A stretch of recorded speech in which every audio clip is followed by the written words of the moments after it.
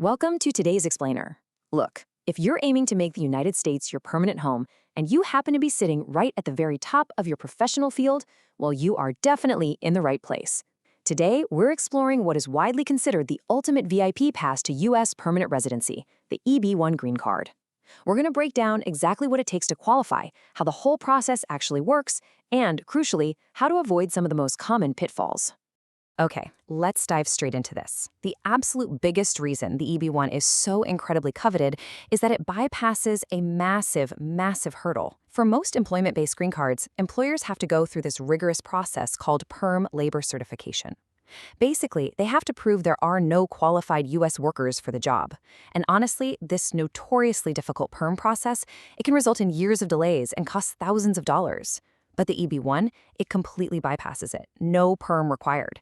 This exemption is just a massive advantage, literally saving applicants and employers a crucial amount of time and frustrating red tape. So, here is our quick roadmap for today's explainer. First, we'll define this ultimate green card. Second, we'll break down its 3 specific categories.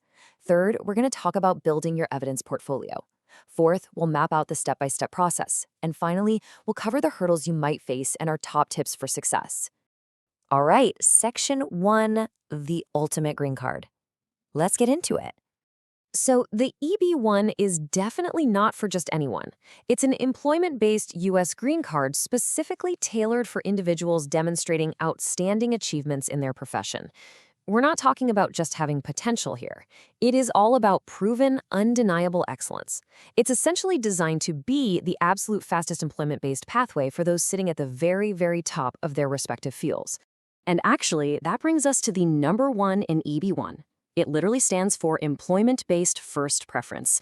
By categorizing it as first preference, the U.S. government is firmly establishing its priority status. Basically, when visa numbers are allocated, these applicants, they are pushed right to the front of the line. Moving on to Section 2, the 3 EB-1 categories. Let's figure out which lane you might belong in. Now, what's really interesting when comparing these 3 specific VIP lanes side by side is a very clear distinction.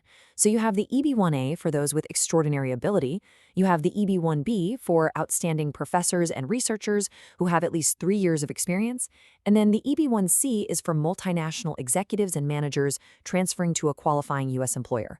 But notice that sponsor requirement. EB-1B and EB-1C absolutely require a U.S. employer to sponsor you. The EB-1A, though? It uniquely allows for self-petitioning.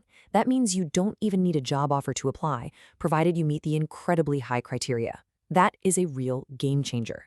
Because that EB-1A category is so unique with its self-petitioning power, we really need to clarify exactly what the U.S. government means by extraordinary ability. Basically, it requires sustained national or international acclaim. This could be in the sciences, arts, education, business, or athletics.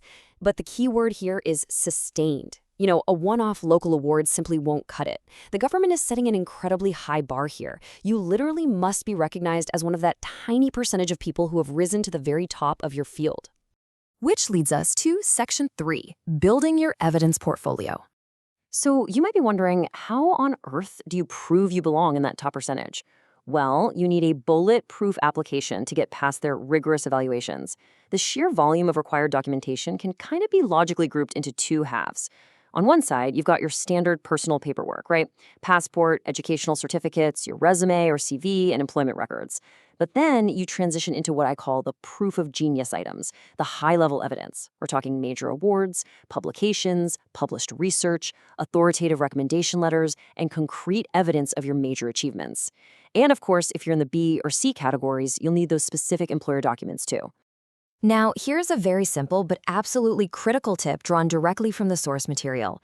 Keep copies of everything you file. I know it sounds obvious, but when you are assembling hundreds of pages of intricate, irreplaceable evidence of your life's work, well, the last thing you want is a shipping error or some bureaucratic mix-up to derail your entire future. Secure your portfolio by backing up every single page. Seriously, don't skip this step. All right, Section 4, the step-by-step process. Let's map this out. Let's move to and see how this builds because the application process actually follows a highly logical workflow. Step 1 is always checking your eligibility against those high standards we just discussed. Step 2 is the big one, filing Form I-140. Remember, you self-petition for EB-1A, but your employer files this for EB-1B or C. In step 3, USCIS, the U.S. Citizenship and Immigration Services, reviews your petition. Step 4 is where you actually apply for the green card itself, and note that your medical exam goes hand in hand with this step. Step 5 is attending an interview if they require one. And finally, step 6, after approval, you receive your green card. I want to quickly expand on that fourth step because the path actually diverges based on where you are currently living. If you're already inside the U.S. on another visa, you'll file Form I-485 to adjust your status to a permanent resident. However, if you're outside the U.S., you're going to undergo what's called consular processing at a U.S. embassy or consulate in your home country. Both paths lead to the exact same destination, but the forms and the locations do differ. Now, it's time for a necessary reality check on timelines. As much as we call this a fast track, processing times will definitely vary. It depends heavily on the current USCIS workload, your specific EB-1 category, and overall visa availability. The source material specifically points out that applicants from high-demand countries might experience longer waits due to limits on how many visas can be issued per country each year. So patience and preparation are absolutely key here. Okay, almost there. Section 5, hurdles and final tips. Look, nobody likes to think about denial, but these common pitfalls are entirely avoidable. Applications usually fail because of insufficient evidence, missing documents, or simply filling out incorrect forms. Sometimes it's a failure to meet those highly specific category requirements, resulting in inadequate proof of that extraordinary ability or executive experience. But hey, don't look at these as discouragements. Look at them as the common mistakes that you now know exactly how to avoid. So, the crucial point is summarized perfectly by our source guide. The EB-1 is one of the most prestigious employment-based green card categories available. Because of that, the U.S. government demands an airtight, meticulously organized case. Since it offers such massive advantages, like skipping that lengthy perm process, applicants absolutely must meet strict eligibility requirements and provide truly convincing supporting evidence. To maximize your chances of approval, you really want to follow these straightforward, actionable strategies. First, gather the strongest evidence possible. Remember, think quality over just sheer quantity. Ensure every single document you submit is complete and accurate. Organize your application clearly so the adjudicator can easily see your brilliance without digging around. And if USCIS sends a request for more evidence, respond to it promptly and thoroughly. Basically, make it as easy as possible for them to say yes. It is a rigorous effort for sure, but it yields life-changing benefits. Approval means you can live permanently in the United States and work legally without relying on an employer to maintain your status. You can bring your eligible spouse and your unmarried children under 21 with you, the whole shebang. You retain the freedom to travel internationally while keeping your resident status. And ultimately, it opens the door to apply for full U.S. citizenship when you become eligible. That is a phenomenal return on your investment of time and energy. We have covered the strict requirements, the deep evidence portfolio, and the incredible life-changing benefits of the EB-1.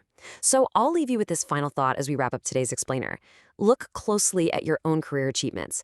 Do you have the extraordinary proof required to claim your spot in the VIP lane of U.S. immigration? Take a really hard look at your portfolio. And if the answer is yes, well, it might just be time to start building your case.